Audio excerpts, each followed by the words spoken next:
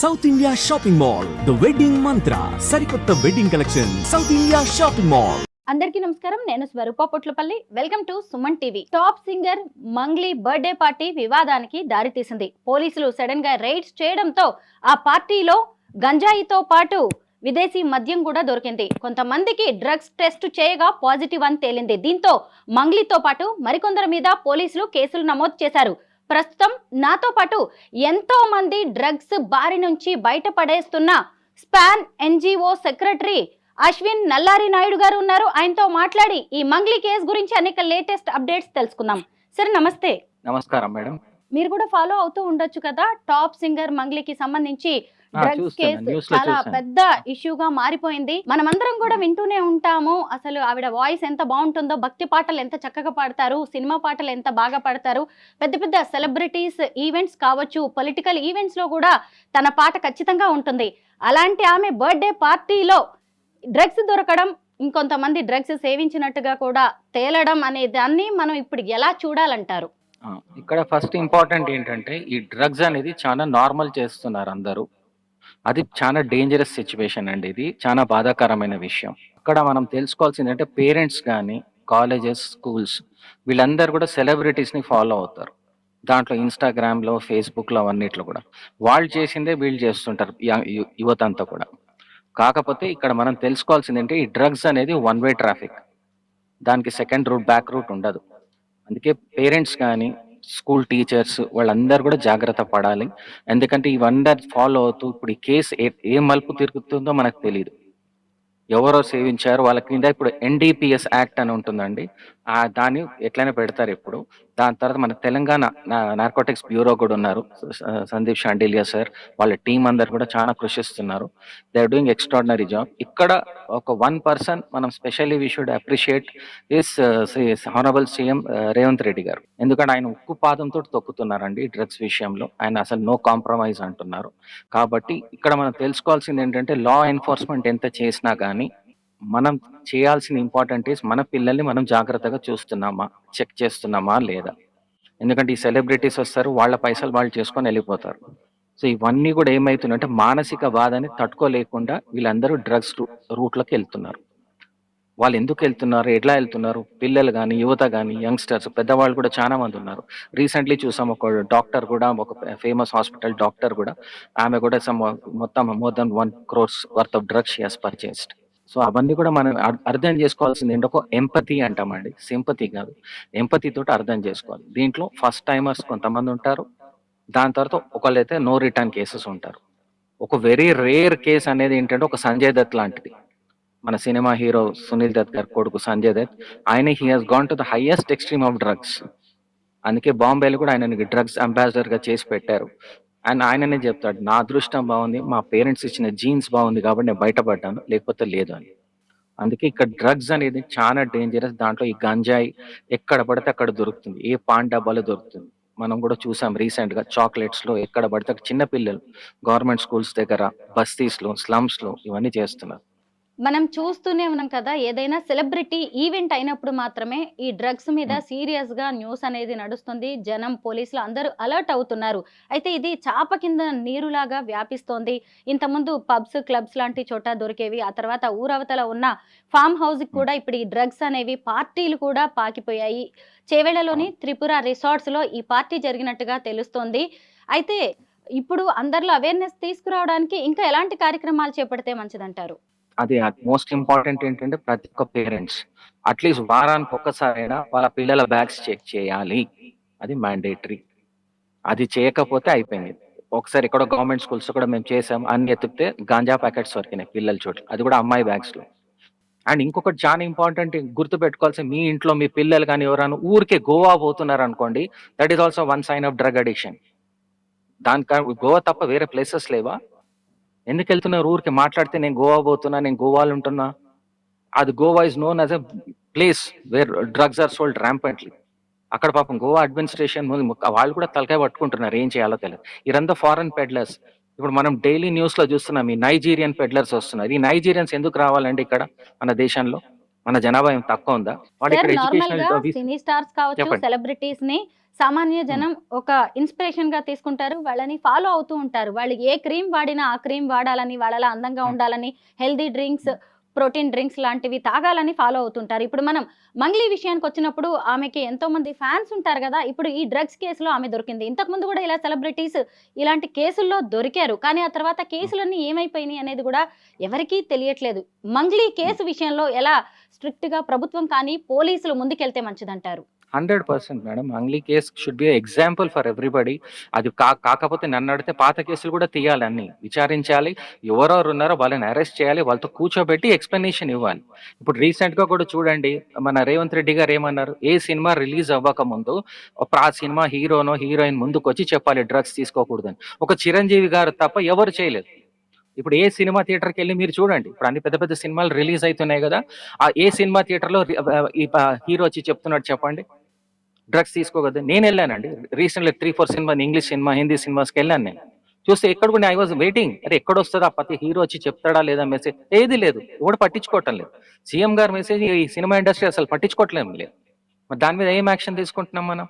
నిజమే. మరి అక్కడ కరెక్టే. మరి సీఎం గారు మరి అది చెప్పిన దాన్ని గనక ఈ సినిమా వాళ్ళందరూ ఫాలో అయ్యి ప్రతి సినిమాకి ముందు 2 నిమిషాల నిడివి గల ఈ డ్రగ్స్ కి సంబంధించిన వీడియో ప్లే చేస్తే ఇలాంటి పరిస్థితులు ఉండవేమో. ఇక మంగ్లీ బర్త్‌డే పార్టీ విషయానికొస్తే నార్మల్‌గా బర్త్‌డే పార్టీ అంటే కేక్ కట్ చేసుకుంటారు, మంచిగా చక్కటి ఫుడ్ తింటారు, పాటలు పాడుకుంటారు, డాన్సులు చేస్తారు, ఒక ఎంటర్‌టైన్‌మెంట్ ఉంటుంది. కానీ ఇలా బర్త్‌డే పార్టీలో గూడా గంజాయి, డ్రగ్స్ లాంటివి వాడితేనే అదే ఎంజాయ్‌మెంట్ అనే పరిస్థితి మంగ్లీ లాంటి బర్త్‌డే పార్టీలో రావడాన్ని మనం ఎలా చూడాలి? ఇక్కడ మనం తెలుసుకోవాల్సి ఉట్టి మనం గంజాయి వరకు ఆపకండి. ఇది గంజాయి ఈజ్ వెరీ స్మాల్ థింగ్. దానికంటే హైయెస్ట్ థింగ్స్ కూడా వచ్చినాయి. రాలిఫోనిరాల్ అని ఉంది. డేట్ రేప్ డ్రగ్ అంటారు. అది చాలా మటుకు అమ్మాయిలకి ఇస్తారు. ఇస్తే అది తీసుకున్న తర్వాత వాళ్ళకి ఏమైతే తెలీదు. చేసేస్తారు అమ్మాయిలని. తెలీదు ఆ అమ్మాయికి. ఎవరో నాకు తెలియని ఆ పార్టీలో పోయినా నేను ఎవడో వాడు కూల్ డ్రింక్ లోనే దేంట్లో కలిపి ఇచ్చేస్తాడు. ఇది పెద్ద దందా.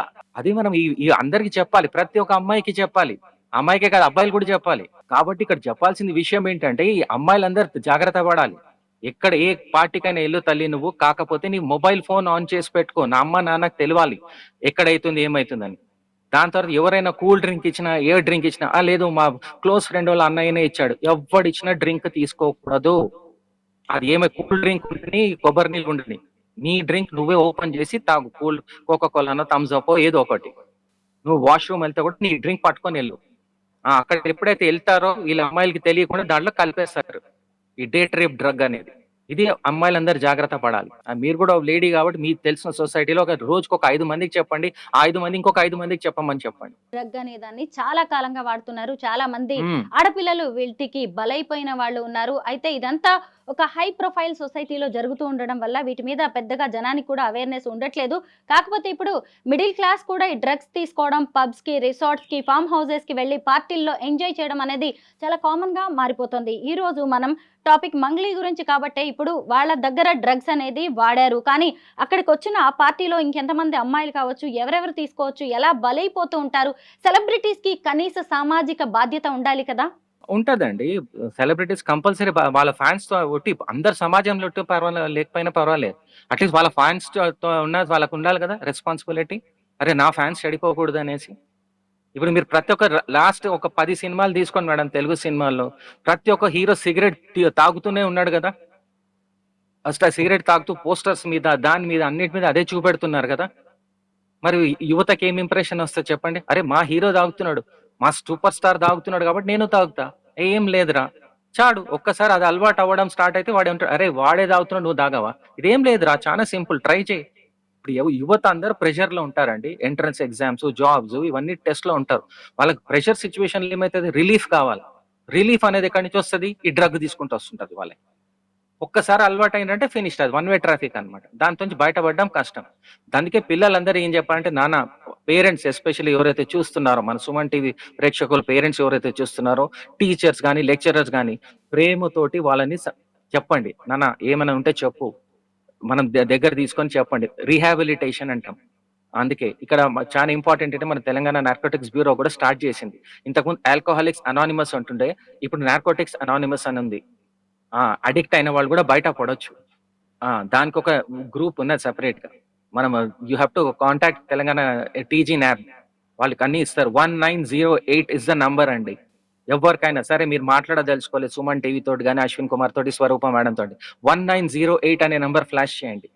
అది చాలా ఇంపార్టెంట్. మీరు ఎవరు పర్సనలీ మాట్లాడకపోయినా 1908 కాల్ చేస్తే వాళ్ళు హెల్ప్ చేస్తారు. ప్లస్ ఇక్కడ ఎక్కడైతే ఇప్పుడు అన్ని సాఫ్ట్ స్పాట్స్, హాట్ స్పాట్స్ అంటారు. ఎక్కడైతే డ్రగ్స్ అమ్ముతున్నారు మాకందరికి తెలుసు, పోలీస్ డిపార్ట్మెంట్ కి లొకేషన్ కూడా తెలుసు. కాకపోతే ఇవన్నీ ఏంటంటే ముందే ఇన్ఫర్మేషన్ రాగానే అక్కడ అన్ని నిఘా పెడుతున్నారు. ప్లస్ ఇక్కడ చాలా మంది యువత తెలుసుకోవాల్సిన చాలా ఇంపార్టెంట్ పాయింట్ ఇక్కడ ఏంటంటే చాలా మంది కాలేజెస్ దగ్గర, పాన్ డబ్బాస్ దగ్గర పోలీస్ వాళ్ళు ముఫ్తీలా తిరుగుతున్నారు సీక్రెట్ గా. అన్ని నోట్ చేస్తున్నారు. ఏ కాలేజ్ లో ఎక్కడెక్కడ ఏ కాలేజ్ ముందు అమ్ముతున్నారు, ఏ పాన్ డబ్బాలు అమ్ముతున్నారు, ఏ బేకరీలు అమ్ముతున్నారు అన్ని తెలుసు. ఏ కిరాణా స్టోర్స్ లో కూడా. సో జాగ్రత్తగా ఉండండి. ఎప్పుడైనా పట్టుబడ్డారంటే అయిపోయింది. దాంతో ఈ డ్రగ్ పెడ్లింగ్ చేస్తున్నారు. చాలా మంది ఇక్కడ తెలుసుకోవాల్సింది ఏంటంటే యువత ఎక్కడ బలి అవుతున్నారు అది చెప్తాను నేను. డ్రగ్ మ్యూల్స్ అంటాం. మ్యూల్స్ అంటే గాడిద. వాడు ఏం చేస్తారు, పిల్లల్ని అట్రాక్ట్ చేయడానికి చిన్న పిల్లలు జువెనైల్స్ అంటాం.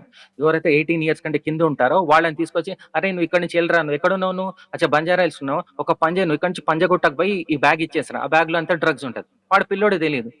వాడు యంగ్ పిల్లోడు ఏమి అంటాడు, నేనైతే తీసుకోవటం లేదు కదా, నేను ఏదో బ్యాగ్ ఇచ్చారు తీసుకుంటే వాడు నాకు ఐఫోన్ ఇస్తా అన్నాడు. ఇక్కడ పోయి ఆ పబ్బులో ఇచ్చేస్తే వాడు ఐఫోన్ ఇస్తాడు.